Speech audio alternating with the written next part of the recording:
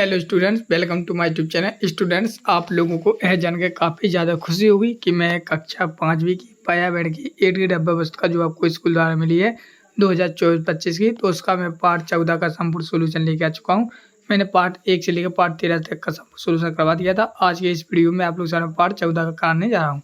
चलिए शुरू करते हैं। तो जैसे कि आप लोग देख सकते हो, यहाँ पर लगा पार्ट 14, जब धरती कांपी। ठीक है ना, तो इससे ही संबंधित कुछ क्वेश्चन आएंगे। उन क्वेश्चन के आंसर हम लोग अपनी बुक में भरेंगे। किस प्रकार से भरना है संपूर्ण सोल्यूशन के साथ मैं बताने जा रहा हूँ। तो चलिए शुरू करते हैं। तो सर्वप्रथम रहेंगे आप लोग सामने यहाँ पर सही विकल्प। जैसे कि आप लोग सभी लोग जानते हैं, बस ऑप्शन यानी कि सही विकल्प, जिनमें आप लोग सामने यहाँ पर 4 ऑप्शन दिए जाएंगे। 4 ऑप्शन में से आपको एक को सही करना। तो पहला ऑप्शन लिखा आपके सामने ऑप्शन, जिसमें लगा है भूकंप या अन्य आपदा के समय कुत्ते की मदद क्यों लेते हैं। तो आपका ये है आपका प्रश्न। तो चलिए इसका आंसर देख लेते हैं। इसका आंसर पहला ऑप्शन सही हो जाता है, जिसमें आप लोग लिखेंगे उनके सूंघने की क्षमता के कारण। तो पहले वाले पे राइट का चिन्ह लगाना है और यहाँ पर उत्तर यहाँ पे इसको लिख देना है। अगला क्वेश्चन है क्वेश्चन नंबर 12, जिसमें लिखा है बाढ़ या भूकंप के समय जब लोग बेघर हो जाते हैं तब उन्हें कौन से समूह के सामान की आवश्यकता होती है। तो इनमें से आपको राइट का चिन्ह लगाना है।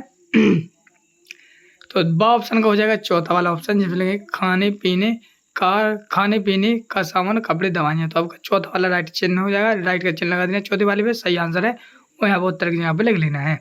अगला क्वेश्चन है बाकी बाद आ जाएगा 7, जिसमें लिखा है गांव के लोगों ने चिकनी मिट्टी और गोबर मिलाकर बड़े बड़े उपले बनाए।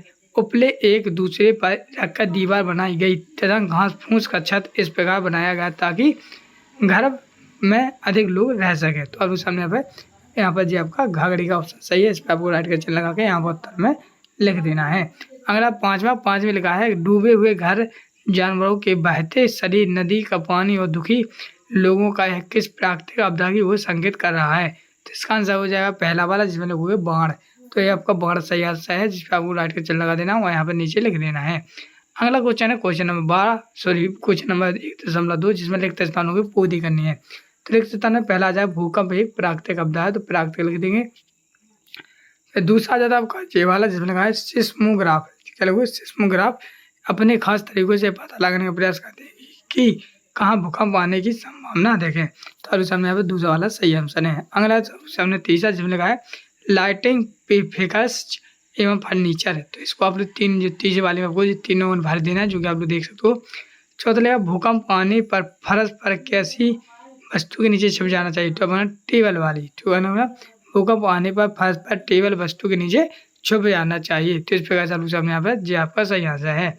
इस प्रकार से बढ़ते नेक्स्ट को। नेक्स्ट आप लोग सामने अति लघु प्रश्न। अति लघु प्रश्न आप लोग सही लोग जानते हैं, छोटे होते हैं उनके आंसर लिखेंगे हम। तो अति लघु में पहला लिखा आप लोग सामने किन्हीं 3 प्राकृतिक आपदाओं के नाम लिखिए।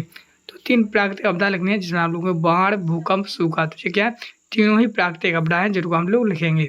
फिर आप लोग सामने तीसरा, जिसमें लगा चित्र देखकर बताओ यह बच्चा किस आपदा से बचाव की कोशिश कर रहा है। तो इसका लिखना भूकंप। क्या लोगों? भूकंप। तो ये आपका सही है, तीसरे का जगह सही ऑप्शन भूकंप। चौथा में लगा जब आप किसी मुसीबत या आपदा में हैं तब कौन से संस्थानों की मदद लेना चाहिए। तो इसका आंसर लगेगा अस्पताल, पुलिस और सरकारी विभाग से मदद लेनी चाहिए। तो ये प्रसंग नंबर चौथे का आंसर हो जाएगा। प्रसंग नंबर 5वां देखते हैं। प्रसंग नंबर 5 में लिखा है यहाँ पर लघु उत्तरी प्रश्न। लघु उत्तरी प्रश्न आप लोग सभी जानते हैं अति लघु उत्तरी प्रश्न से बड़े होते हैं, जिसमें पहला प्रश्न लिखा है भूकंप आने पर प्राथमिकता के आधार पर कौन से 2 कार्य आप पहले करेंगे। तो इसका आंसर लेंगे घर से बाहर खुले में जाएंगे। ठीक है, पहला हो जाएगा। दूसरा लेंगे मजबूत चीज़ों को पकड़ लेंगे जो खुले में हो। ठीक है, तो इसको कर लेंगे हम। इसके बाद हम यहाँ पर फिर आपके सामने इस प्रकार से क्वेश्चन नंबर 5 का आंसर हो जाए ये वाला।